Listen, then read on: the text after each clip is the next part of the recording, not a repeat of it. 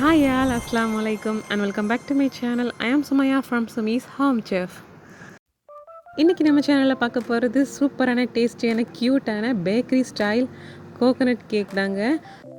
இந்த coconut cake பார்த்திங்கன்னா உள்ளாடி டெக்ஸ்சர் வந்து அவ்வளோ சாஃப்டாக இருக்கும். அதே சமயம் அந்த டெசிகேட்டட் கோகோனட்டோட கோட்டிங்கோட சேர்த்து சாப்பிட்றதுக்கு வேறு லெவலில் இருக்கும். ஸோ ஃப்ரெண்ட்ஸ், என்ன நீங்களும் பார்த்துட்டு ட்ரை பண்ணலாம்ல.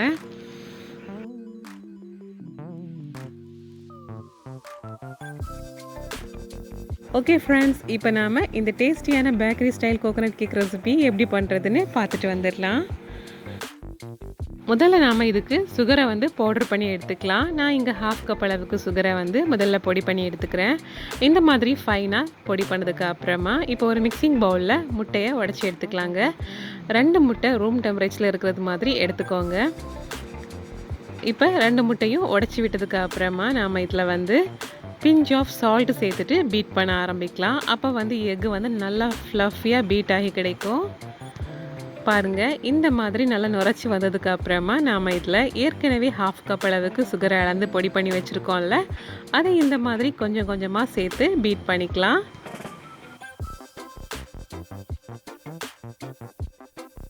ஸோ இந்த மாதிரி நாம் கொஞ்சம் கொஞ்சமாக சேர்த்து பீட் பண்ண எக்கு வந்து இன்னும் நல்லா ஃப்ளஃபியாக ஸ்டிஃபாக வரும். ஸோ ஃபைனலாக நாம் மொத்தமாக எல்லா சுகரையும் சேர்த்தாச்சு பொடி பண்ணதை. இப்போ இதில் நாம் சேர்க்க போகிறது ஒரு 1/2 டீஸ்பூன் அளவுக்கு மட்டும் பேக்கிங் பவுடரும் சேர்த்து ஈவனாக மிக்ஸ் ஆகிறதுக்காக ஒரு வாட்டி கூட இந்த மாதிரி பீட் பண்ணி எடுத்துக்கோங்க. இப்போ இது ஒரு பக்கம் இருக்கட்டும். இன்னொரு பக்கம் நாம் ஒரு பவுலில் 2 டேபிள் ஸ்பூன் அளவுக்கு மெல்டட் பட்டர் எடுத்துக்கலாம். பட்டர் சேர்த்ததுக்கு அப்புறமா ஃப்ளேவருக்காக ஒரு டீஸ்பூன் அளவுக்கு மட்டும் வெனிலா எசன்ஸ் சேர்த்துக்கோங்க. வெனிலா எசன்ஸ் சேர்த்ததுக்கு அப்புறமா ஒரு டேபிள் ஸ்பூன் அளவுக்கு ஹாட் வாட்டர். இது கொஞ்சம் சீக்கிர டைமில் சூடாகவே இருக்கணும். இப்போ இதை நல்லா கலந்து விட்டுக்கோங்க இந்த மாதிரி.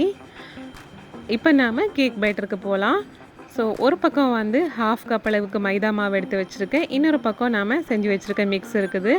இதை ரெண்டையும் நாம் இந்த மாதிரி கொஞ்சம் கொஞ்சமாக சேர்த்து மிக்ஸ் பண்ணிக்கணும். அதாவது முதல்ல கொஞ்சமாக மைதா மாவு சேர்த்து கட் அண்ட் ஃபோல்ட் மெத்தடில் மிக்ஸ் பண்ணதுக்கு அப்புறமா கொஞ்சமாக butter and hot water mix, அப்புறமா திரும்பவும் ப்ளைன் ஃப்ளார் அண்ட் திரும்பவும் பட்டர் மிக்ஸ் எல்லாம் சேர்த்து இந்த மாதிரி கண்டினியூஸாக மிக்ஸ் பண்ணிக்கோங்க. ஸோ மிக்ஸ் பண்ணுறது கேர்ஃபுல்லாக மிக்ஸ் பண்ணிக்கோங்க. அதாவது கட் அண்ட் ஃபுல் மெத்தட்லேயே நீங்கள் கம்ப்ளீட்டாக இந்த பேட்டரை வந்து மிக்ஸ் பண்ணி எடுத்துக்கணும். அவ்வளோதான், முடிஞ்சிடுச்சு. இப்போ நம்ம கேக்குக்கான பேட்டர் வந்து ரொம்பவே அழகாக தயாராகிடுச்சு.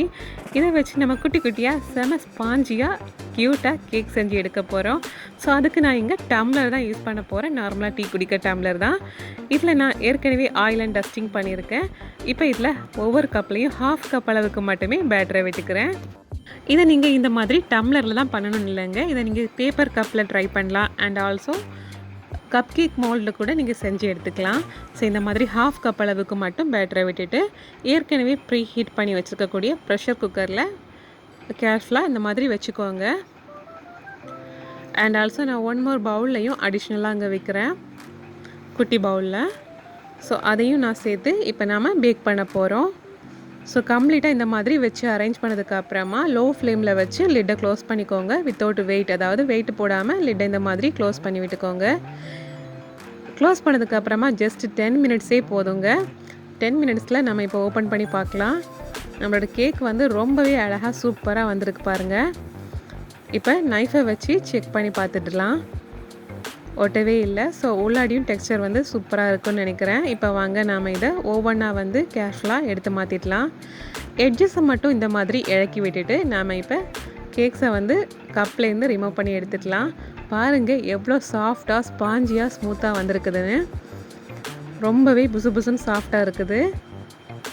ஸோ இந்த கேக்கு தான் நம்ம சூப்பரான ஒரு கோகோனட் கோட்டிங் கொடுக்க போகிறோம். அதுக்காக நான் இங்கே 3/4 கப்பு தேங்காயை இந்த மாதிரி நீல வாக்கில் துருவி எடுத்து வச்சுருக்கேன். இதை நீங்கள் கேரட்லாம் சீவுவோம்ல, ஸோ அந்த அச்சு வச்சு சீவினிங்கன்னா இந்த மாதிரி வரும். இப்போ இதை லோ ஃப்ளேமில் வச்சு கலர் சேஞ்ச் ஆகாமல் டோஸ்ட் பண்ணி எடுத்துக்கோங்க வறுத்து.